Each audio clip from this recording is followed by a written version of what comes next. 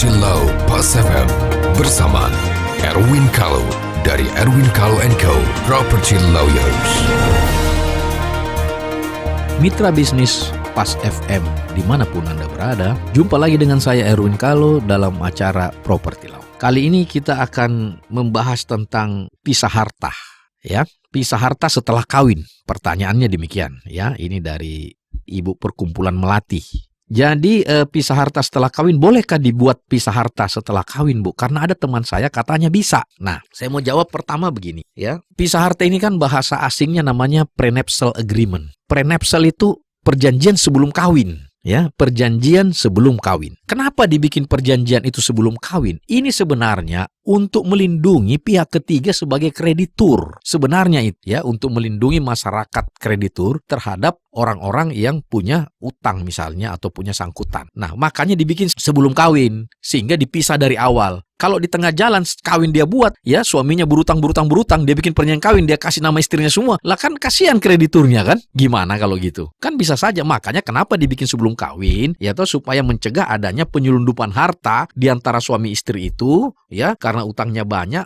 atas nama suami berutang, dia kasih nama istrinya semua. Ah, kan nggak bisa. Berarti perjanjian agreement itu dibuat sebelum perkawinan. Itu awalnya dan substansi dan tujuannya. Nah, perkembangannya adalah memang beberapa tahun yang lalu, sekitar 5 tahun yang lalu, saya nggak hafal nomornya, itu ada putusan Mahkamah Konstitusi ya yang memperbolehkan perjanjian kawin atau pisah harta itu setelah perkawinan. Nah, ini yang saya kira satu terobosan yang perlu kehati-hatian, jangan ditelan mentah-mentah. Biasalah pengadilan ini kadang-kadang juga membuat aturan yang ambigu, yang tidak tuntas sehingga bukannya menjadi solusi tetapi menjadi problem. Harusnya ya putusan-putusan pengadilan atau peraturan-peraturan itu bagian dari solusi, bukan bagian dari masalah. Nah, di sini saya pernah membaca putusan itu, dia mengatakan putusannya begini, bahwa perjanjian pisah harta atau perjanjian kawin itu dapat dilakukan ya di dalam perkawinan. Maksudnya setelah dia kawin, dalam perkawinan dia melakukan perjanjian pisah harta. Tetapi itu tidak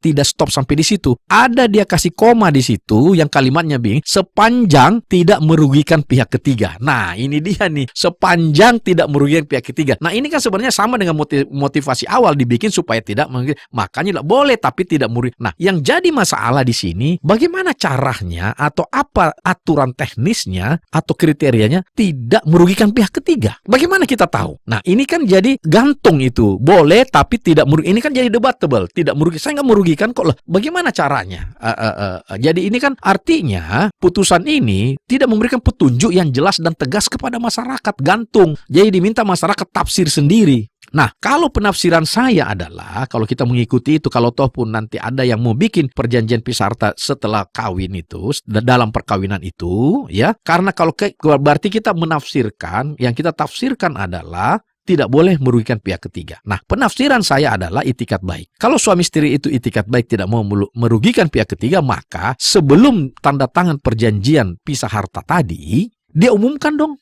Dia umumkan ke media. Ya, nah ini itikat baik nih. Tunjukkan bahwa dia bisa saja di media dia umumkan bahwa si A dan si B akan membuat perjanjian pisah harta. Bagi pihak-pihak yang keberatan atau ada ini, mohon menyangga, memberikan masukan atau klaim atau komplain, ya, dikasih waktu misalnya 1 bulan. Nah, paling tidak kita kan sudah melakukan itikat baik. Di belakang hari kalau kita dituduh merugikan pihak ketiga, lah saya kan sudah umumin. Waduh, pakan malu kalau kita ya jangan kalau gitu. Itu konsekuensi. Anda jangan mau menang semua, tidak mau malu tapi juga mau begini, ya nggak bisa. Dan perjanjian pisah harta itu bukan suatu aib kok, biasa aja. Karena kan suka sama suka tidak ada yang dirugikan. Kenapa harus diaib-aibkan? Tapi yang penting bagi saya adalah itikat baik Anda untuk menafsirkan kata-kata tidak merugikan pihak ketiga. Nah, karena itu tidak ada aturan teknisnya, saya menyarankan kepada semua para pendengar, kalau toh pun itu mau dilakukan, silahkan. Tapi sebelum ditandatangan Anda umumkan dulu.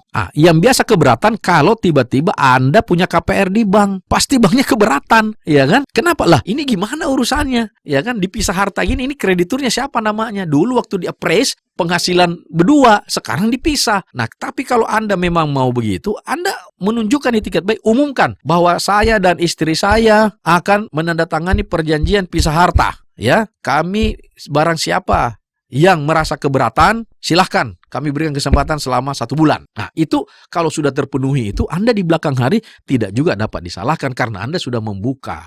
Ya, jadi tidak bisa nanti jangan-jangan ada pihak ketiga yang asal aja yang tidak punya kepentingan. Saya keberatan, keberatan hubungannya apa? Ini sebenarnya tujuannya hubungannya kepada hutang piutang atau kerjasama. Artinya bisnis atau dagang, bukan keberatan karena apa gitu loh. Ya, itu sebenarnya. Saya kira mudah-mudahan ini mendapatkan masukan bagi kita semua. Semoga bermanfaat. Sampai jumpa. Nantikan Property Law Pas FM berikutnya.